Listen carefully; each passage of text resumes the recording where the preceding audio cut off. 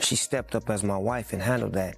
And there's been many times where I've been at my lowest, and she's always been the strongest to get me back up to like, get back out there. You gotta get back out there and do what you do. Don't worry about what's happening over here. I'm gonna handle that. It began as a murmur behind the velvet ropes, then spread to every corner of Los Angeles.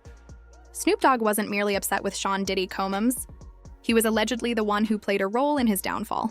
Sources suggested that when the FBI moved in on Diddy in late 2024, it wasn't mere coincidence. It was personal. And the trigger wasn't wealth or influence. It was a betrayal of the one thing Snoop had vowed to protect above all else, his wife, Shantae. By the time Diddy was arrested on September 16, 2024, the two legends hadn't spoken in months. Insiders claim the feud reached its breaking point when Snoop uncovered what he saw as the ultimate violation, Diddy's involvement with Shantae, not just once but repeatedly over the years during lavish private parties, events that later became central to federal probes. When Combs was convicted in November 2025 and sentenced to slightly over 4 years, many questioned how prosecutors obtained such detailed insider knowledge of those gatherings.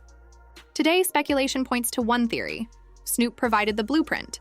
For years, the two men had moved in intersecting circles, their legacies entwined in the golden age of hip-hop.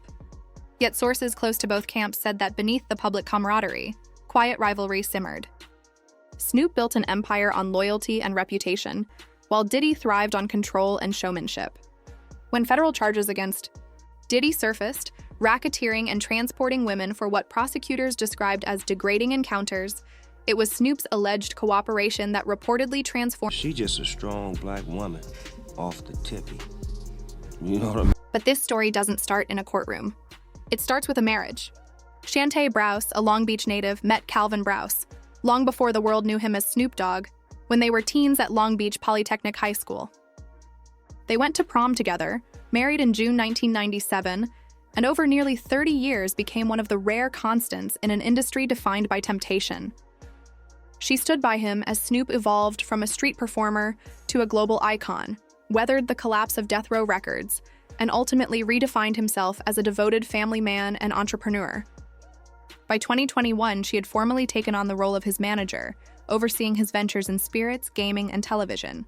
He often called her his final gut check, the last voice he consulted before sealing any deal. You see, Snoop Dogg saying he owns Death Row is no different than me saying Tupac was alive because I had the unreleased Tupac music. It ain't no different, bro. That's what made the alleged betrayal so explosive. According to insiders, Snoop's world began to unravel in early 2024 when Suge Knight, calling from prison, started taunting him via his new podcast. Collect Call. In February, Knight shared a photo of Shantae in Hawaii with another man, writing, "I'll pray your wife stops going to Hawaii with other men." The post came just after Snoop publicly stated, "I'm praying for that brother that he finds peace." Within hours, Knight's comment section exploded with speculation. Some saw it as the desperate act of a man behind bars. Others believed Knight knew exactly which nerve to hit. Behind the scenes, Snoop reportedly became withdrawn. Friends described him as focused but distant. Then, just weeks later, federal agents raided Diddy's Los Angeles and Miami residences as part of a widening investigation into what prosecutors described as a pattern of coercive control and exploitation. Cassie Venture's lawsuit, filed months earlier, had already outlined how Diddy organized private events, dubbed freak-offs in court, involving coercion and humiliation. Testimony during the 2025 trial confirmed that several high-profile guests had attended. What remained unclear was how investigators had obtained names, video footage, and financial records from those gatherings. In February that year, Knight posted a photo of Shantae in Hawaii with another man, writing, "I'll pray your wife stop going to Hawaii with other men." The post came after Snoop publicly wrote, "I'm praying for that brother, that he finds peace." That clue pointed directly to Snoop. He had attended Diddy's events in the past but kept his distance after 2020, when tensions began simmering between their entourages. Those close to him said Snoop had always been protective of both his image and Shantae's reputation. He had survived his own scandals, a 2013 lawsuit later dismissed, social media accusations from influencers, and persistent gossip about past affairs. Yet through it all, Shantae remained his anchor. By late 2023, she was managing his bookings for NBC's The Voice and expanding their largest lifestyle brand. To learn that another powerful man, once considered a friend, may have crossed that line was, as one associate described it, unforgivable. Analysts trace the moment of retaliation to early 2024, after Suge Knight's Hawaii post reignited old grudges. Snoop's public prayer for Knight to find peace seemed calm, but insiders said he was quietly seething. Within weeks, reports emerged that federal agents had contacted a major industry figure for information connected to Diddy's social circle. When Diddy was arrested in September, that same figure, unnamed in court filings, was described as a longtime West Coast artist turned entrepreneur. For those reading between the lines, the identity was obvious. Still, this wasn't just about revenge. It was about survival. The FBI investigation touched dozens of celebrities, and rumors circulated that video evidence from Diddy's events captured recognizable faces. By cooperating, Snoop may have been shielding his family from becoming entangled in the scandal. Same kind of extortion that we heard when Cassie took the stand and testified on that airplane ride back from France. Diddy said, "You don't do a freak off, I'm going to release one of the freak off videos that you are profiled in and humiliate you." Meanwhile, public sympathy leaned heavily toward Shantae. She had spent 27 years balancing loyalty and independence, often serving as the quiet force behind Snoop's empire. In interviews, Snoop had called her the good to my bad. But by early 2025, that image of domestic unity was beginning to crack under mounting speculation.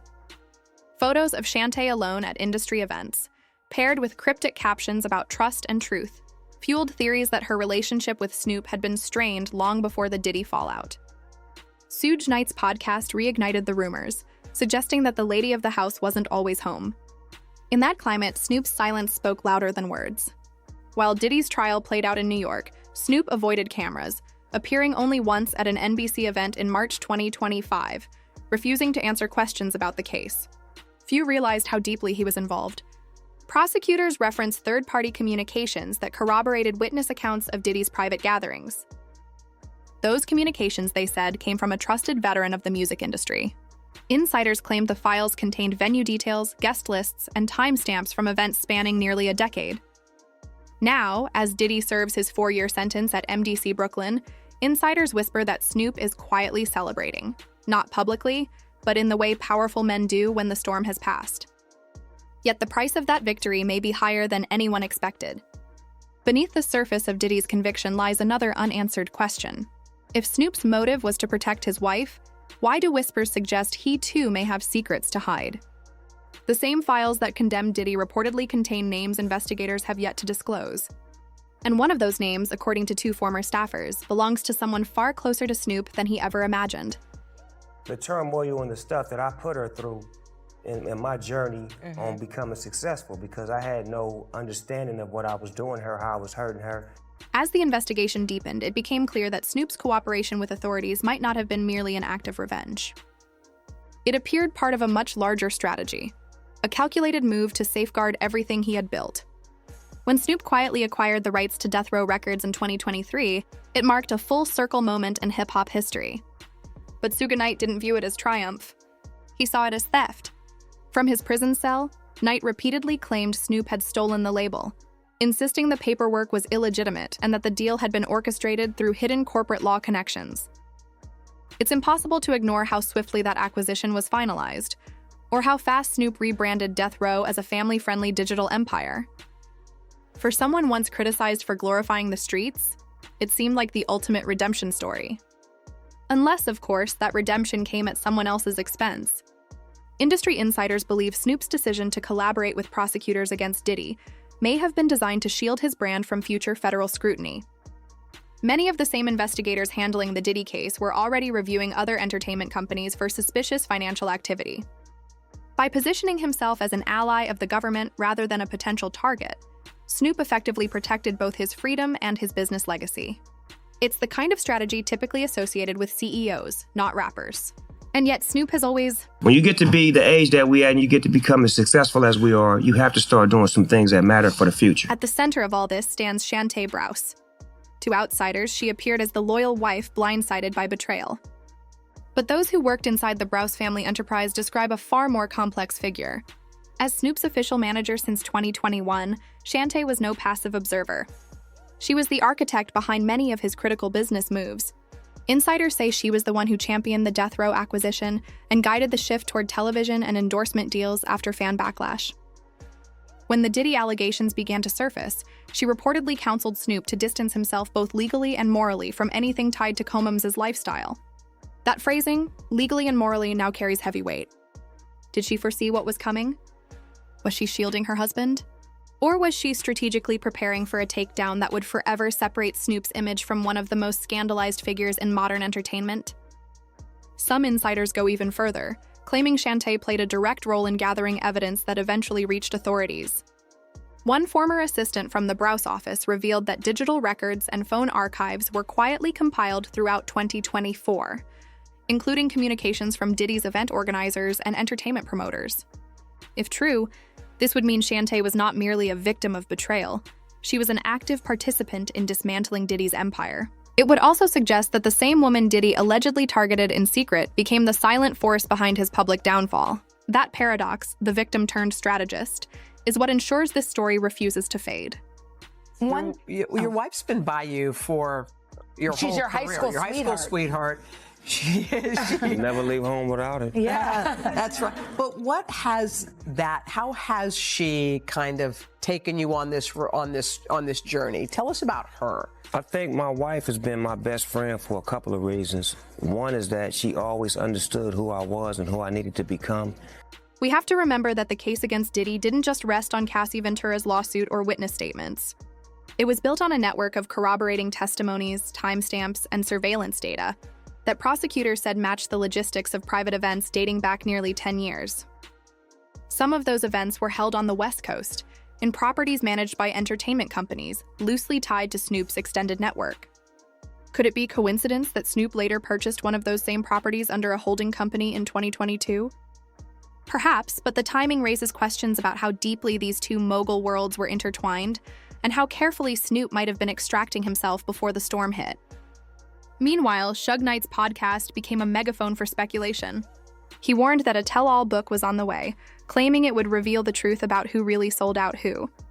He hinted that Snoop's rise from death row artist to global businessman was built on a long line of deals with devils in suits. Given Knight's reputation for bluster, most dismissed his words as bitterness from behind bars. But when federal agents began subpoenaing financial documents from old death row affiliates, Knight's ranting started to sound less like revenge and more like foreknowledge. If his book ever sees daylight, it could ignite another firestorm, one that forces the industry to reconsider the alliances that shaped modern hip-hop. A lot of times you'd have him with a younger female, and there's a power dynamic there. A more impressionable girl is easier to reel in. Consent is between the people that are engaging, and I wasn't there in these situations to understand the consent. While Snoop quietly solidified his empire, Diddy's world crumbled in plain sight. During his sentencing in late 2025, the man once synonymous with glamour and power appeared drained, admitting in court, "I got lost in excess." That single line captured it all: the wealth, the influence, and the insatiable appetite that had defined him for decades. Prosecutors detailed how he wielded authority and intimidation to maintain his inner circle, citing multiple witnesses who described private events that blurred the line between loyalty and exploitation. His conviction on transportation-related charges may have seemed lighter than the public anticipated, but the symbolic impact was staggering. The mogul, once a ruler over stars, was now confined to an 8-10-foot cell at MDC Brooklyn. The irony is striking. While Diddy wakes up on a steel bed, Snoop rises to board meetings, family dinners, and a thriving brand spanning music, television, and gaming. It's a dramatic reversal that has the entire industry murmuring. Did Snoop simply outmaneuver a system that once threatened him, or is he just the latest in a lineage of survivors who learned to trade silence for survival?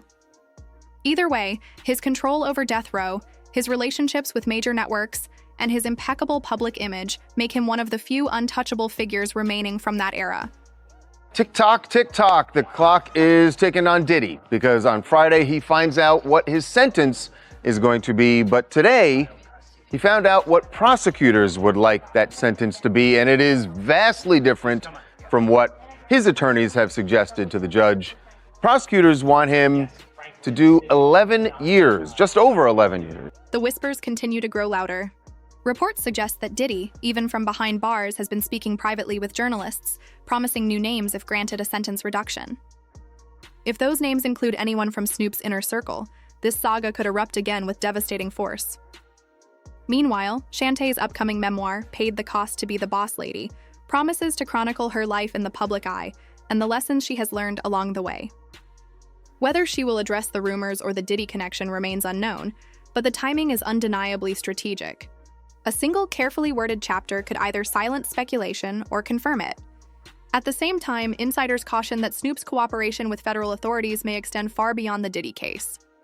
The FBI's Entertainment Crime Division reportedly maintains ongoing files involving other prominent figures, some of whom attended the same events now under scrutiny. If Snoop continues to liaise with those investigators, it could signal that the next wave of revelations is already in motion. One former label executive put it bluntly: if he helped them once, he can help them again. And everyone knows it. That looming threat is beginning to reshape relationships across the industry, as artists quietly distance themselves from both camps, unwilling to be caught in the next chapter of this saga.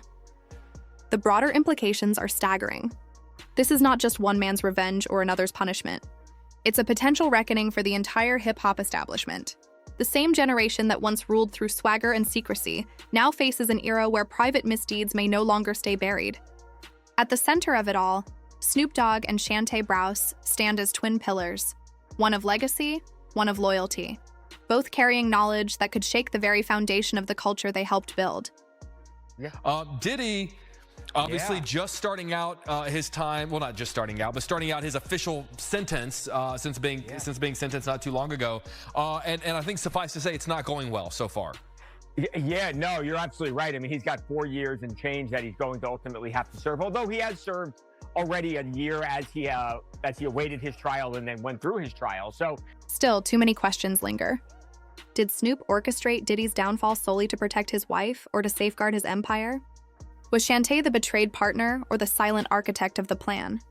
Could Suge Knight's accusations about the death row takeover be tied to the same network of influence that brought down Diddy? And if Snoop once provided authorities what they needed, who might be next? In a world built on fame and secrecy, power is never permanent. It only changes hands. It's clear this story isn't finished. Messages remain unseen, testimonies unsealed, and voices still too afraid to speak. Diddy's downfall may have closed one chapter, but the book itself remains wide open. So we must ask, when the truth finally emerges, will Snoop still be the hero, or will he become the next name in the headlines? Share your thoughts, because one thing is certain. In this game, loyalty is currency, and someone is about to run out. Until next time, stay watching, because this storm is far from over. We all know that. I have to say, I'd never heard of this movie, and I have little kids. It's called Lightyear from 2022. I have absolutely no problem with the content. Like, he had a problem with the content in that movie. I have no problem at all. I thought that was presented as a brief history part of this movie. It wasn't a big part of the movie, and gay couples exist, and gay marriage is legal, and I found it all completely unproblematic. That said,